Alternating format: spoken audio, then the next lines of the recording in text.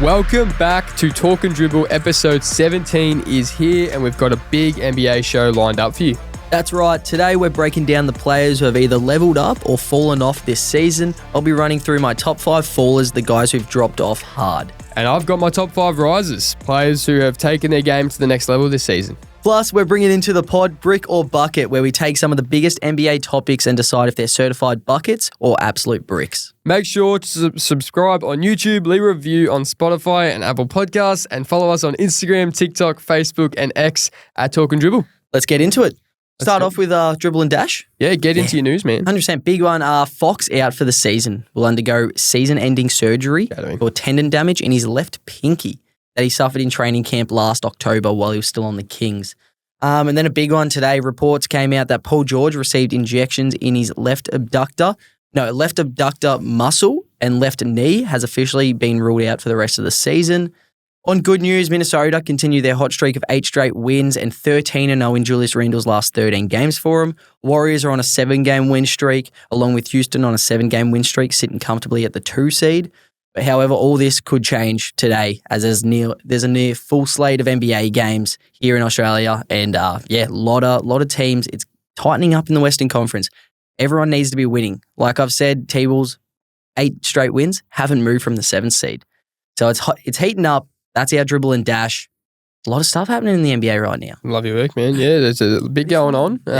It's coming into the near playoff time. Mm-hmm. And we love it. It's really, every game is mattering right now. Like the West, that's so tight. The hunt for the 6th seed is crazy between Warriors, even Rockets, they're now the 2 seed. Yep. Rockets, Grizzlies, Lakers, Kings are in there, and then Clippers. And then that's the thing. And then, possibly the 2 most informed sides right now, barring OKC in the West, is like Warriors and Minnesota. They both keep winning. So Warriors are just sitting right at that 6 seed. Minnesota's staying at that 7 seed. Neither of them can really get a good leap on one another or gain traction on the other teams as well. Everyone's just kind of ticking along. Those top teams in the West are playing like top tier basketball right now. It's going to be an interesting play-in situation and playoff situation. There's going to be some good teams who go out in the first round, that's for sure. Yeah. And I'd hate to see Lakers Warriors match up in the first round, but right now it's looking like Houston again, that 2 seed. Yep. And they could have a 7 seed matchup looking like the Clippers or someone like that, and then the Warriors will finish with the 6 seed, and that could be a Memphis Warriors first round matchup, which we'd love to see, or a Denver Warriors first round matchup. Which, you don't really know how the Warriors are going to shape up in the playoffs, but I'm loving the West race right now. Yeah. It's great. Oh, it's quality stuff. It's quality to see. But still, the Eastern Conference is still stacked right now. You could arguably say the Eastern Conference is the stronger division at the top of them. All right, so we're talking Cavs on a record-chasing record right now. Boston's still probably the best team in the league. Knicks are playing good basketball. Bucks are heating up.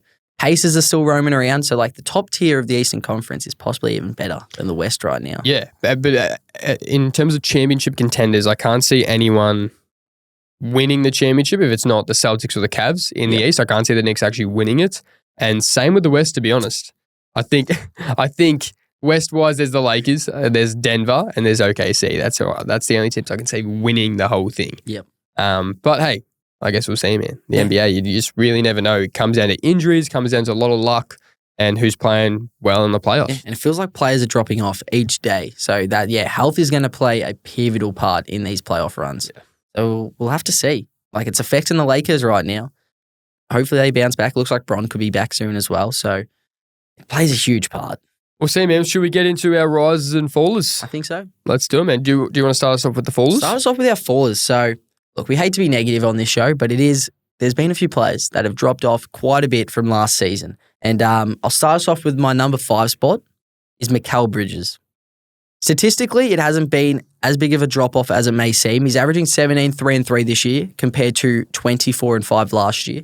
Obviously, he's on a more stacked team this year in the Knicks, but I think more of what the Knicks gave up for him, they gave up 5 first-round picks for him, and I think the player that they traded for is not the player they've received.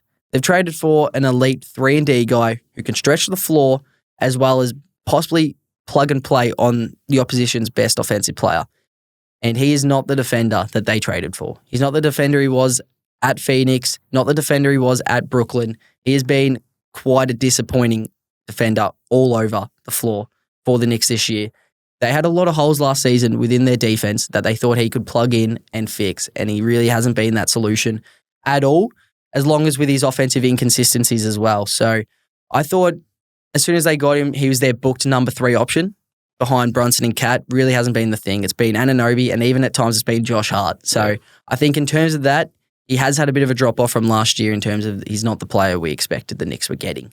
Yeah, and considering they gave up 5 first-round picks for him, it wasn't just his offensive production, it was his defense. And fitting in with that Knicks identity, you for sure thought he'd just slot right in and his defense would be at a, all-NBA defensive level, which it has been in the past. But I don't know. It's a strange one why he's not playing as well as he usually does on that defensive end. When they got him, I thought, and I was like, 5 first-round picks, that's a lot. But I'm like, for what you're getting out of him, it's worth it. But it really hasn't been so far. But I thought, great trade. You're getting a 3-and-D bloke, exactly what you need. That is worth it. But so far, it looks like it's kind of bit him in the arse a bit. Moving on to my number 4 spot. I've batted for this guy for a few years now, but this year, I'm kind of drawing the line, and that's Rudy Gobert. Damn, PPG down his own team. PPG down from 14 to 11 this year. So last year he had 2 blocks a game. He's under that this season as well. I think the biggest issue is he is so bad offensively. Like, I'm talking next level bad offensively. And I think this year he hasn't been good enough defensively to make up for those offensive struggles. Defensively, he hasn't had his best year. I think he's averaging like 1.5 blocks a game, which isn't terrible. But for what we're asking out of him, for how limited he is offensively, you'd expect more. One thing I'll give him props to, since being back, he sets great screens for Ant and Julius Randle to get down the hill. But that's $40 million for a good screen setter is a lot of money. So I think he's dropped off big time last year. He was possibly the best defensive big in the league last year between him and Wemby. This year he's not even close. He's had injury struggles. But I think just the way, how poorly he is offensively, we're seeing Minnesota's offense take a bit of a stride when he was off. And I think his defense just doesn't make up for that anymore. No, that's fair enough. Going for your own team, that's a tough call, man. And I've been batting for him. Yeah. I've kind of been the guy defending him. I thought he got disrespected last year a lot, especially in the playoffs. But this year he's taken a big step down. Coming in at number 3, Lauri Markkanen. Last 2 seasons he's averaged 26 and then 23. This season, scoring has dropped below 20 points per game. He's sitting at 19 points per game, under 2 assists a game. If you watch the Jazz games, this guy is basically just a spot-up shooter now. I don't know what's happened. He's not the all-star we saw a few years ago. He's not the all-star that everyone was kind of going after. Jazz held on to him expecting he's kind of their piece to build around. He has not been that. He's got only 6 boards a game. Yeah, he's averaging 19, 6, and 1. Yeah. And he's down on all shooting percentage apart from the free throw line. So you're talking about his role in that team has been limited huge, but he's not supplying from the perimeter. He's not supplying in the under the basket. He's taken a huge drop off from the last few years. It's tough because, his role is basically turned into a spot-up shooter because John Collins is really ball-dominant forward. Yep. And they don't have great playmakers, honestly. Like, their guards, Isaiah Collier, who's just a rookie, his playmaking will just get better. But Colin Sexton, he's score-first guard. Probably has the most production in the Utah and runs the offense. And he's a score-first guard. Yeah, he doesn't actually... he's not great of a playmaker. So Lauri Markkanen's role has shifted a bit where he doesn't actually get much of the offense to run himself. He's just simply just that spot up. 3, 100%. Big man. He took the league by storm a few years ago when he went to the Jazz and became an all-star in his first year. I thought he was going to be this absolute stud piece that everyone's going to be fighting after. Jazz decided to hold on to him, and his trade value's probably dropped a bit since then. He's not the player that he was a few years ago. So each year he's kind of hit that decline a bit for the last 3 years, and that's what he finds himself at number 3 on this list. Man, that's valid. Coming in at number 2, I think is no surprise at all, is Kyle Kuzma. So his career stats is at 17, 6, and 3. This season, down to 14, 6, and 2, shooting 28% from the 3 and 63% from the free throw line. Damn. I think he will start to play better basketball the more he gets comfortable on the Bucks, as he's not the centerpiece. But what we saw out of him from this season at the Wizards was simply just disastrous. I expected him to be another huge piece this year, take a big leap again like he did last season. He was playing high-quality basketball, just needed to get him on a contender. This year he came in with a whole different mindset. I think it was like he's got the bag. He's happy to just chuck up shots. It was a rough sight to see. He He was pretty much a non-factor for majority of the season. Bucks got him. I think that's really good for him and the Bucks. He'll be better, but huge drop-off. Lost 3 points a game, and he's shooting sub 30% from the three and 63% from the free throw line. Like, that's not going to get it done. It's just a huge drop-off from what we've seen the last few years. Smoking weed before games does that to you. Look, it doesn't help. It definitely doesn't help. Nah, 100%. And then number one, probably the biggest disappointment this season by far, possibly one of the worst trades we'll see, one of the worst contract signings we will see ever, probably, and that's Paul George. Obviously, we just got notice that he's out for the season now, but over his career, he's averaged 26-4. This season, he's down to 16-5-4. Down on three-point percentage, down on field goal percentage, and down on free throw percentage. First time averaging under 20 points per game since 2012, where he averaged 8 points a game averaged 8 points a game, but then in the 2015 season, he averaged 6, but he only played 6 games that season. Right. So he's like, we're talking about it's been over 10 years since we've really seen him play this bad of basketball. Like, he's been one of the best players in the league. He's had years where he's been up there in the MVP conversation. Last year when he was healthy, he was playing high quality basketball. I thought it wasn't the worst pickup for the 76ers. Still thought they were overpaid, but didn't think it was the worst thing. But he has been a complete disappointment this year. Oh, he's just added to that season of hell for Philly. Like, they gave him MVP money. Like, he's obviously not going to perform at an MVP level, but they gave him money where it's like, bro, you need to give us like 22, 23 points a game, along with Embiid, along with Maxey, and he's just been another one of those pieces who just has not fitted in. He's been injury prone, but even when he's playing, he's had stretches where he looks terrible, bad. Like, and that's the thing. Like, Joel Embiid's been out for the whole season, for majority of the season. Tyrese Maxey's struggled with injuries. There's been games where it's just PG. Yeah. That's when he needs to step up, and he hasn't done it yet at all. Even with Tyrese there, he should be the number 2. PG should be that certified number 2 option. He should be one of the best number 2 options in the league if it's just him and Tyrese Maxey. But I don't know. I don't know if it's just been the system around him with everything externally being such a big issue, or he's just kind of taken a big fall off and he's not the player that we once knew. That's valid, man. That's my top 5 fallers. Bradley Beal's lucky not be on that list. He was my honourable mention. I took in other factors to him. So he's the number 3 option on a very stacked offensive big 3. You're talking about Cade and Devin Booker, who are both so ball dominant. He's touching the ball a lot of the times. I think he gets a lot of the backlash of that hate. I think a lot of these issues that the Suns have kind of just falls on Bradley Beal's shoulders because he's that third guy there. No one's going to hate on KD. No one's going to hate on D-Book because he's the guy who's been there from the start with the Suns. So I kind of see, I don't know, I think Bradley Beal cops a lot of that hate where I think he's got a lot of good basketball left in him. If he's on a decent team where he can kind of starry out a bit, he can supply some good basketball. But it's just a terrible construct of a team which limits him a lot more. No, that's valid, man. So. That's a solid list. So my top 5 risers in this NBA season. Number 5, Austin Reeves. So this guy's balling out. Like, he's improved. He's averaging almost 20 points a game.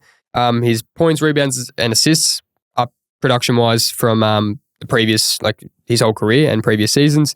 Balling out when LeBron James doesn't play. 28 points, 9 rebounds, and 7 assists when LeBron James doesn't play. He's truly, he steps up when he needs to. His playmaking's improved. He just looks like a smarter player. And Luka Doncic being here for the Lakers, I think that's only just going to make him better. He's probably one of the clutchest players in the league. Like, who would have thought this guy would be so good when Lakers got him? I remember that Memphis series a few years ago. He put that team on his back down the stretch in a few games. I think he's, so under the radar in terms of how cold-blooded this guy is when he comes into the clutch. Obviously gets overshadowed with now LeBron and Luka there. But I'm with you, man. He has been that good. And a lot of it's the eye test as well. You just watch this guy, just makes good plays. He's such a big piece for him. He plays guard a lot now with Luka and LeBron there. And it's good to see.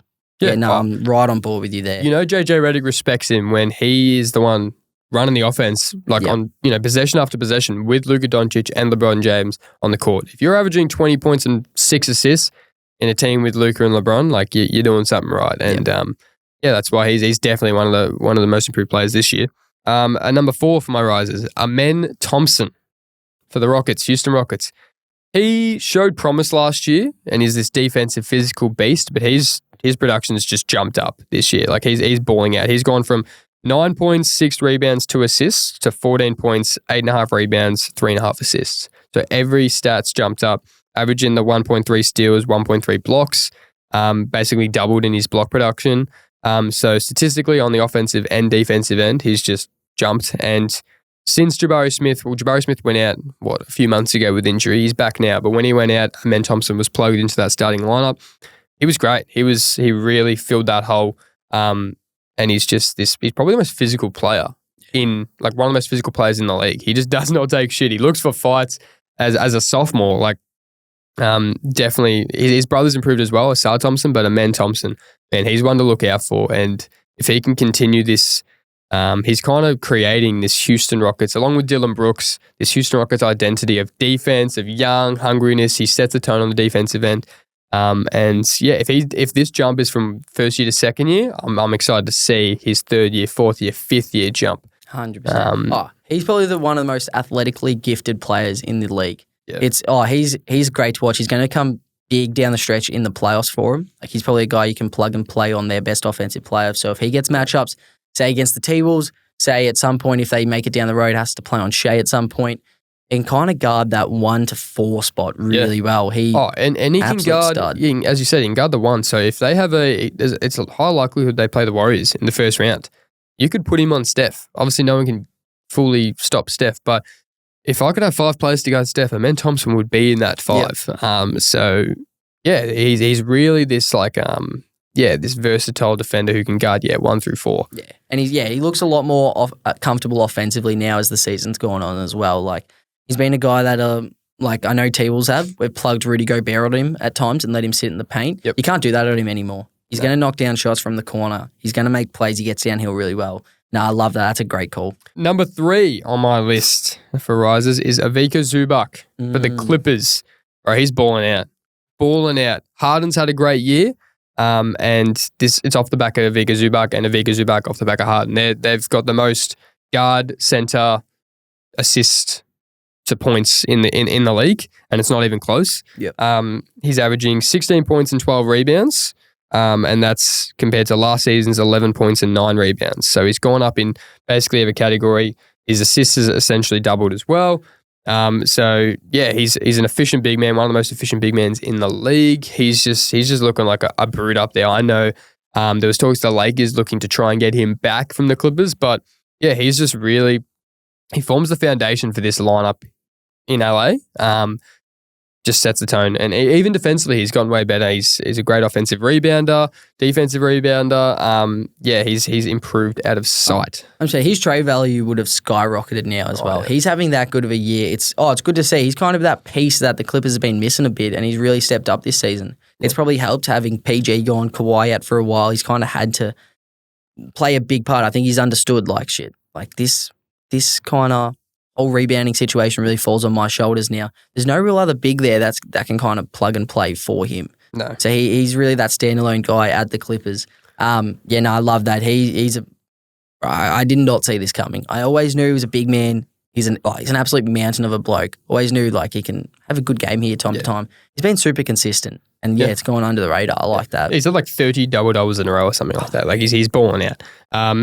Number 2 for my risers, Tyler Hero. First-time All-Star. He's playing at an All-Star level. Stepped up when Jimmy hasn't been there through the suspensions of Jimmy when he was still at Miami. Tyler Hero hasn't skipped a beat. He was definitely a well-deserving All-Star. His production's just jumped to a whole new level. He's always that 6-man role. Couldn't quite get into the starting lineup. And as soon as they plugged him in there, his production's gone up every year. And I expect him to be an All-Star, for the next 5-10 years. Yep. With him and Bam leading that Miami Heat lineup. So he's a ball, and probably one of the just best get a bucket guys in the league. Yeah. He's just such a pure scorer. His shot is one of the prettiest shots you'll see. Oh, it's completely pure, and you trust him down the stretch as well, which is a big part that you need. Obviously, they've dropped off in terms of being contenders. I think they'll sneak into the play-in still, but they've dropped off heavily. I think still a lot of question marks around if he can be a number 1 option long term. I don't believe he can, but what he's doing this season is really good to see. He's going to be an important piece for them long term, and he's probably going to be a trade value piece at some point as well. A lot of teams will be after him eventually. I see him and Austin Reeves in a very similar light. I think they both play the game really similar. It's a really smooth sort of game, and you can kind of trust him down the stretch. But I love that. It's good to see him take a big jump this year. Absolutely. And number 1, should be the most improved player this year, Dyson Daniels. Bro, he's balling out. He is balling out. Who would have thought when he was traded for DeJounte Murray from New Orleans that he'd be this good? Last year, in context, he averaged 5 points, 4 rebounds, 2.5 assists. This year, he's jumped to 14 points, 5.5 rebounds, 4 assists, 3 steals, which is doubled from last year, and then almost a block a game. Who is averaging those kind of numbers? If that's not prime most improved award stuff, then what is? Like, I'm sorry. There's a reason, Cade Cunningham wasn't on that list. Yeah. Because we expected him to take a jump. He's a number 1 pick. That is prime most improved player stats right there. That is insane. It blows my mind how he's not the front runner for this award. He's taken a jump offensively and taken probably the biggest jump out of anyone in the league defensively. Should win Depoy, should win most improved. I know it sounds biased, but what he's doing this season is truly incredible. Like, I don't think we've seen a jump like this in a while. No, and that's why I reckon he's the best riser this year. He's just, I didn't even know if he was going to start when he went over to Atlanta. Now he's one of the best combo guards in the league. And his scoring's only going to get better, but averaging 3 steals, like his defensive stats are just insane. Yeah. He's my number 1 riser for the year, man. I love that, man. That's a great list. That's a great list. Happy we knocked that out, I think. Yeah, it's a lot of good stuff. Got to give some players the props. We talk a lot of teams, but we love owning in on the individual players themselves, and there's been a lot of blokes that have stepped up this year and a lot that haven't. So that's what we love. Should we move on? So brick or bucket is the first time we've done this kind of segment. Essentially us going through certain takes and topics and deciding whether they're a brick, so we disagree with them, or a bucket. We agree and we think, that's correct, essentially. Yep. So the first topic. Yeah, love it. Cade Cunningham should be most improved. We just touched on it a bit, didn't we? So I think we can both agree that's a brick. That's a brick. 100%. Huge no brick. Chance. I just don't see it. You're a number 1 pick. I don't understand it, especially when he hasn't been a bad player. Yeah. Just been injured and stuff. So, look, if there's a comeback player of award or something at some point, give it to him. But right now, he's not the most improved player. We expected him to be a gun. It's like what happened with Jar a few years ago. We expected this jump from him. Blokes like Dyson, blokes like Norman Powell, we didn't expect it. Even like Peyton Pritchard, we didn't expect this jump from them. Yeah. So, he's not the most improved player. There's a case for that he's improved, obviously. He's gone from 22 points to 25 points, 4 rebounds to 6, 7.5 assists to 9.5. And even from a team perspective, he's the best player on the team. For a team that won only 9 games last year, he's himself only won 9 games last year. He's already won 35 with the Pistons. Yeah. So obviously from a team aspect, they've improved out of sight. But from an individual player, there are players, like we've said with Dyson, who have improved better from an individual scale compared to Cade Cunningham. Yeah. And especially based on expectation. Cade is expected to be doing this. Doesn't make much sense at all. Yeah. Dyson Daniels averages 3 steals. No one else in the league averages more than 2. We're going to watch him get robbed of a Depoy and most improved player. Yeah, because he's not even... He's in the running, but he's not a favourite. No. Okay. This big one. The Cavs can make the finals. Brick or bucket, man? Brick or bucket? I'm taking brick. It's bucket. Come on, man. Come on. The Cavs, they can make the finals. We haven't seen them put together a great playoff outfit for the last few years, but... They're first in offensive rating, 5th in defensive rating, 2nd in net rating. Their current record is 56-11. They've had multiple games where they've had 15-plus win streaks, multiple stretches with 15-plus win streaks. They're one of 2 teams to be top 5 in offense and defense in the league. They have 3 All-Stars on their team, most in the league. They're 2-2 against the Celtics this season. So their biggest rivalry in the East to get to the finals, they've split the matchups. They've won 1 at home and won 1 away. So... I don't know, man. I think There's no getting past Boston. I'm sorry. I've just already booked it. Boston are going to the finals. I'm not even the biggest Boston fan. They are too good. Barring injuries, no one is beating this Boston side. I'm sorry. They are too stacked across the board. They play basketball way too well. They're so collective. They're so connected. It's an unstoppable formula, especially in the East. I'm sorry. There's no team in the East that can compete with the Celtics right now. Book their ticket to the finals. Right. Do you know their point differential, Cavs and Celtics point differential between the 4 games? 1 point. Awesome. These teams are at 2 very different stages in their run. We're talking about a Cavs team that is riding this high of a regular season wins, trying to break that record for themselves, doing as much as possible. They want that 1 seed. Boston, the regular season isn't a thing to the Boston Celtics anymore. After you win the championship, it is a whole different breed. So you think there's no chance that they win that they they're can not beat the beating Celtics Boston. in the playoffs. I cannot see them beating the Celtics. There is not any chance at all. There is no chance, barring injuries. Obviously, Boston need to stay healthy in this time. Boston aren't losing to anyone in this Eastern Conference. Bro, Donovan in the regular season averaged 35, 7, and 4 in these 4 Boston Celtics games. And how was he in the playoffs the last few years? Yeah, he was injured. They got injured. He struggled. Yeah. But then what about that Knicks series?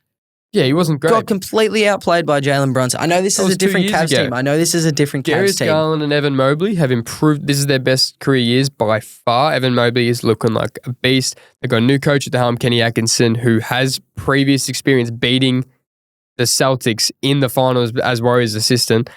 Now, there is obviously a chance that the Cavs can make it to the finals. There is no chance. Boston are too good. I'm telling you, Boston are way too stacked across the board. Between Tatum, Brown, Derek White, Drew Holiday, Kristaps will be healthy. I'm sorry, there's no hope. There's no hope. That Eastern Conference is locked up right now. God damn, man, that's bad. Look, I expect the Celtics to win, but I think the Cavs they're a chance. They're a chance. The Knicks player minutes issue will haunt them in the playoffs. Bucket. It is such a big factor. I know a lot of people try to underplay it and then a lot of people overplay it. It is such a big factor. We saw Mikal Bridges, a bloke who hasn't missed a game in his entire career, apparently go to Tom Thibodeau and complain about the minutes issue. Yeah. There's no way starters should be consistently playing 40-plus minutes in the regular season. And when you look at the numbers, Josh Hart, 37.9 minutes, top of the league. Bridges, second, 37.8 minutes. So they're the top 2 in the whole league. OG Anunoby, 6th in the league at 36.8. Brunson, 18th in the league at 35.4. And then Cat, 24th in the league at 35. So that's 5 players in the top 25, top 24 for the entire league and the top 2. We saw it haunt them last year. Yeah. They broke down in those playoffs. I know everyone's like, Indiana got an easy run to the Eastern Conference Finals because the Knicks broke down. But it's like, this was bound to happen. You can't play blokes in an 82-game season that many minutes consistently. I don't care who you are. It just doesn't work. We've seen this with Tibbs in the past. We saw what it could do to that Bulls team that had a lot of hopes. Possibly, don't want to say anything, but Derrick Rose struggled with that, obviously. And he's done it again. I think it's going to play a huge part for the Knicks. That's what really concerns me. But it almost does symbolize their team, like their depth, their issue with depth. Like they have an amazing starting 5, but then their bench isn't great. They got Trey McBride off the bench, campaign, not a whole lot after that. Like there really isn't much to go with. And I think that's one of the reasons why they do play a lot of heavy minutes, the starters. But then, Tibbs just has that theme of really drilling in the minutes and into the starters, and it seems to just wear thin by the time playoffs come and the bodies break down. And that's the issue is, say they lose a few players in the playoffs or at some point, your depth has to come play a role at some point. These blokes haven't had enough reps during the year. They're not getting played. So you're plugging them into a playoff format where they haven't even been playing in the regular season. And we've already seen Brunson's down. Yeah. Brunson's out for another I think they said 2 to 3 weeks. Yep. Which, that's tough, man. A lot of red flags about the Knicks right now. Sadly, because I love the Knicks. I'm really keen. I love this team. I love this structure they've got. This is concerning for them. Yeah, big time. Yeah, absolutely. Big brick. Big bucket. Big bucket, yeah. Alrighty, next topic. A duo of Anthony Edwards and Julius Randle can make some real noise in the Western Conference. Brick or bucket? I think it's a bucket in the sense of, yes, they can. It's a cautious bucket. Like, they can make noise. Of course they can. Ant has shown he can lead a team into a deep playoff series. But Julius Randle and Ant, they're on a winning streak in the regular season, but they haven't proven anything postseason-wise. And they're just too inconsistent Julius Randle's too inconsistent of a player for me. And this Timberwolves team on both sides of the ball just seem to be too inconsistent night to night. And in a series, they could definitely be underpinned by a team like OKC who show up every night, and then the talent of the Lakers, the just indomitable force in Nikola Jokic. So they can make some noise, but they're a long shot. Yeah. Oh, it's a bucket for me, but I'm very on this page with you. I think it's a real matchup dependent playoff series for them. Like, you're going up against teams like Houston Rockets. If somehow they get a matchup against them, I really like that because you're talking about quite a bit of experience by now against a team that, I think Dylan Brooks and Fred VanVleet, probably the only ones who have played playoffs out of their main core. So I think it's very matchup dependent. But no, I'm backing it in. I've been super happy just watching these T-Wolves run the last probably 8-9 games. It's been super good. I think we're playing some elite basketball. Looks like it's starting to click. Obviously, it hasn't been the hardest schedule going around, but you still have to win the games. And 8 straight isn't easy for any team. I'm super happy with it. I think we're starting to find a bit of a mojo. Julius Randle seems to know his role better. Jaden McDaniels, like we touched on last week, has taken a massive leap offensively. Yeah. Same with Nas. And Ant just looks like a much smarter player right now than he was pre-All-Star break. So I think he's starting to get a really good balance of his getting downhill ability and his three-point ability. So I think it's starting to click at the perfect time for the T-Wolves, but they're still in the play-in. So there's still a chance of missing the playoffs, which is the craziest part. But I'm backing them in. I think they could make some real noise. Yeah, I'd hate to play in first round. If Julius Randle and Gobert, if they're all healthy, Jaden McDaniels is balling. Yeah, like if they're all healthy, they're a scary prospect. It's just getting that consistent game to game performance. I don't know. Yeah, 100%. All right, next one. We are going to witness Boston go back-to-back this season. Yeah. Brick or bucket, that's an absolute bucket. Like I touched on before, I'm booking them in right now. Boston are winning the championship. Barring any injuries, they're winning the championship again. I can't see anyone beating them. Jeez, we have not seen a construction of this team for a while. It is so evenly balanced. I know everyone just thinks they're three-point chuckers. It's like if you're knocking them down at a consistent clip and it's effective majority of the time, and we've seen it's effective in the playoffs, how are you meant to guard this? They've got so much matchup issues for every single team because everyone there can guard 1 to 5. We saw Al Horford go and lock up LeBron and Luka on mismatches. Kristaps can do that. They are super scary. So, but another team that can do that is OKC. Like they could definitely compete and potentially beat Boston in a 7-game series. But you literally touched on it last week. They're not talented enough offensively. Offensively, they have their flaws in the sense of just different flaws to Boston. Boston are just so good at three-point shooting. Mm-hmm. OKC are way more of an interior threat. And yes, they don't have these consistent scorers, but they do have the depth on the bench. But they're way better defensively. Like Boston is 7th in defensive rating this year. OKC are first by a country mile. I know, but we've also seen how much they pick it up in the playoffs. We saw what Jaylen Brown and Derek White and stuff did to Luka last year in the finals. These guys know when to turn it on when it matters. Like I touched on before, the regular season is a whole different beast to them right now. OKC and Cavs, this is a big thing for them. Get the 1 seed, get that home court advantage and make it happen. They're at a whole different point in their season in terms of Boston and OKC. They can turn it up defensively whenever they want. You can tell they're testing stuff out right now. They haven't beaten Thunder this season, 0-2.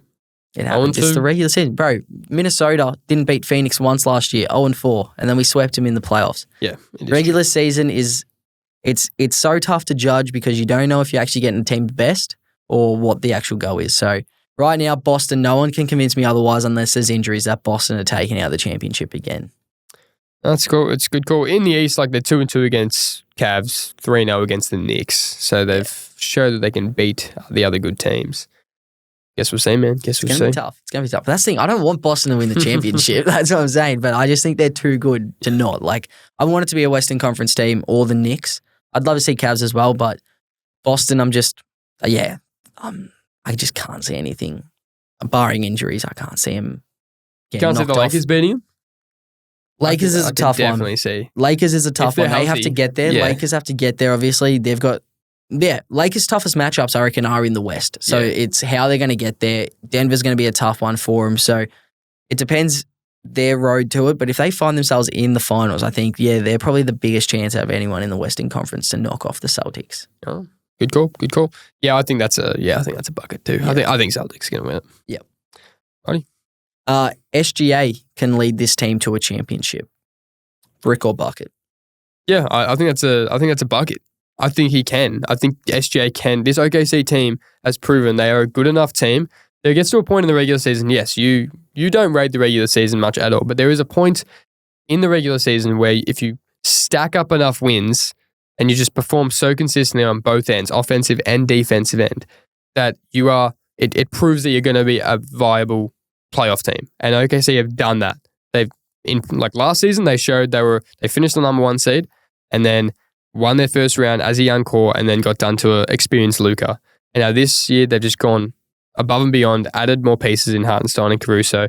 So they've got that playoff experience and it's just embedded this grit and this defensive identity into OKC and that translates into the playoffs. And Shea, he's the best pure scorer in the league right now.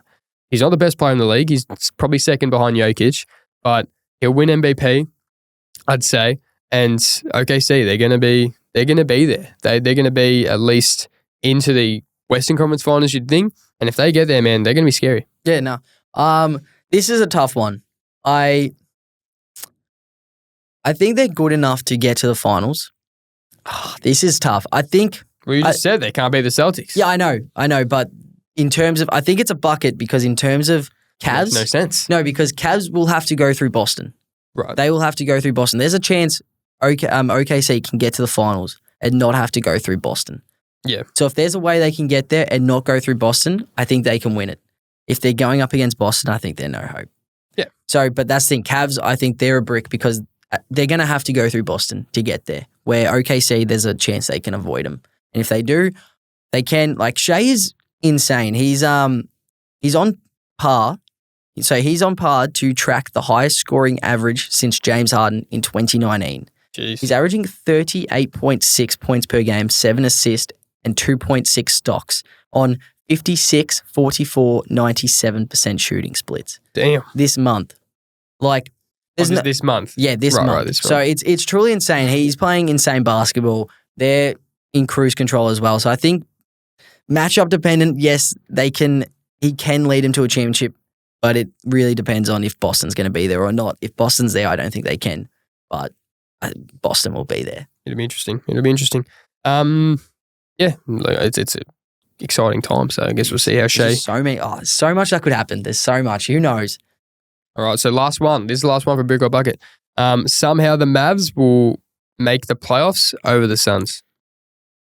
I think it's a brick. I think we'll see the Suns eventually get that. What are they? It's a game and a half behind the Mavs. They're a game and a half right now today. This would be an all-time disaster if somehow the Mavs make the playoffs at their current state or make the play-in at their current state over a team like the Phoenix Suns who have possibly 3 Hall of Famers, future Hall of Famers on their team. 2 at least. Bradley Beal. Yeah, but like 3 of the best scorers, they don't even have the excuse that they have injuries. No. They're all healthy. And the Mavs, there was a report the other day that they almost have to forfeit games because they have not enough players to put on the park. Yep. All their best players are out. Like, you don't even know half their blokes suiting up. It'll be a disaster. 100%. And then we'll see it all blow up, but I can't see that happening. Phoenix will find a way. They'll win those games. I can't see Mavs really winning a game until probably for the rest of the season. Well, Dante Exum's just broken his hand. Yeah. The disaster year continues for the Mavs. I think the Suns will find a way to get over them. I hope. You want to see KD and stuff compete in meaningful games. Yeah, so I think they will. They're just so bad defensively. Yeah, I think that's a brick. Yeah, I think that's a brick in the sense of you'd expect Suns to just get enough wins to get over the top of the Mavs. But hey, I would not be surprised if they don't. They don't beat half decent teams. Yeah, very true. Very true, man. Anyway, that's a wrap for episode 17. So we cover the biggest rises, fallers, and some straight up bricks from this NBA season. Plenty of takes flying around in this one. If you enjoyed it, make sure to leave a review on Spotify, Apple Podcast, subscribe on YouTube, and follow us on Instagram, TikTok, Facebook, and X at Talkin Dribble to stay locked in. We'll be back next episode with more NBA, footy, and whatever else needs talking about. That's it from us. We out.